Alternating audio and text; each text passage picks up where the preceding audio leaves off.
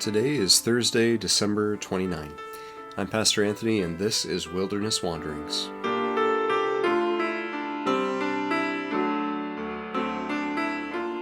Today our text comes from Psalm 122.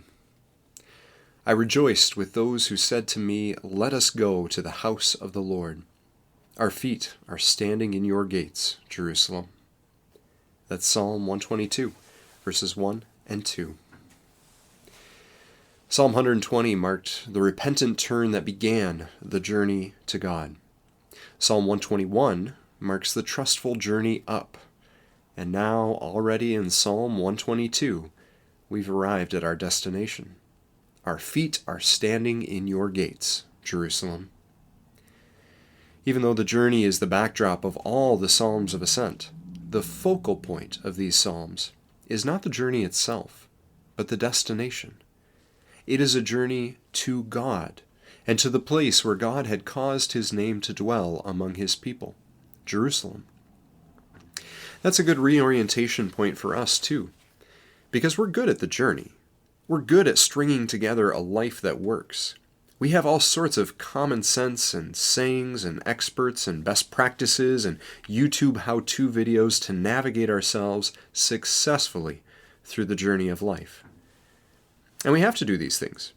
We have to work. We have to keep up the house, raise the family, get where we need to go. Because if we don't, these things have real consequences. They make their demands on us daily. But God doesn't. If we don't stop to pay attention to God, well, nothing really happens. And if we don't go up to worship on a regular basis, our life skates on just fine. No one has to go to worship. And lots of people have discovered this over the pandemic time with its lockdowns. Going up to worship is not deemed essential. It is voluntary, and it always has been, even in ancient Israel.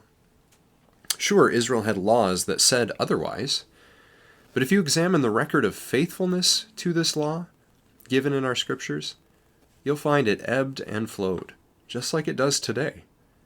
Faithful practice never lasted for more than a generation in the general population of Israel. And faithful practice usually never resumed until there were, consequences, like subjugation to a foreign power or exile to a foreign land. But Jesus has now shouldered all of those consequences for us. So there really is only one reason left to ever go to worship. Do you know what it is? God. And unless that's the reason you come, to meet with God, to be shaped by God, to grow in your love for God, to live in faithful response to God, then your coming is subject to the same shifting sands that have ever blown away the faithfulness of God's people. Of course, it works the other way too. In the coming to worship, our pretenses and utilitarian uses for God and for worship to accomplish some other thing are slowly stripped away as God does his work in us, and as the relationship between us slowly grows. We become part of God's story. We are reminded of God's presence. We receive God's love. We are empowered by God's work through his Son and Spirit. Slowly, the act of worship trains our emotions, our desires, our habits, and all of our lives such that we find ourselves in company with Psalm 122, among those who can say, I rejoiced with those who said to me, let us go to the house of the Lord. As you continue on in the journey, go with the blessing of this God. May the peace of the Lord Christ go with you wherever he may send you. May he guide you through the wilderness and protect you through the storm. May he bring you home rejoicing at the wonders he has shown you. May he bring you home rejoicing once again into our doors.